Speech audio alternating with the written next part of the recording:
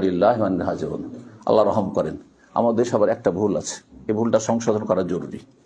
আলেম ওলামারাও কারো মরার খবর পেলে মনে করে যে দোয়া হচ্ছে কি ইন্না লিল্লাহি ওয়া ইন্না ইলাইহি রাজিউন, ব্যাস এটা দোয়া না মুসিবত পড়া জিকির। আপনি মাইয়াতের জন্য কি দোয়া করলেন? কোন দোয়া করলেন? আচ্ছা, মাইয়াতের পরিবার যে সব সন্তুষ্ট তাদের জন্য কি দোয়া করলেন? আরে আরবিতে জরুরি নয়, বাংলায় বলেন অন্তত শুধু ইন্না। আমি দেখছি বেশ কিছু আলেমও আছে, হয়তো ওইরকম এলিমওয়ালা নয়, বা আসলে দেশাচার আমল করা।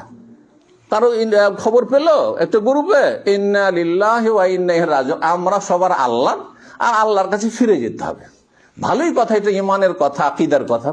আপনি পড়লেন, আপনি জিকির, কিন্তু আপনি কি দোয়া করলেন মাইয়াতের জন্য, কি দোয়া করলেন মাইয়াতের পরিবারের জন্য?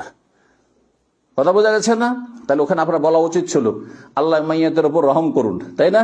আল্লাহ তাকে জান্নাতবাসী করুন, জাহান্নামের কবর আযাব থেকে আল্লাহ রক্ষা করুন, এবং শোক সন্তপ্ত পরিবারকে বা আপনাদেরকে উত্তম ধৈর্য ধারণের তৌফিক দান করুন। আরে এতটি কথা তো বলবেন, আপনি কিছুই বলছেন না। আপনি এই যে ত্রুটিগুলো রয়েছে, এগুলো সংশোধনের প্রয়োজন রয়েছে।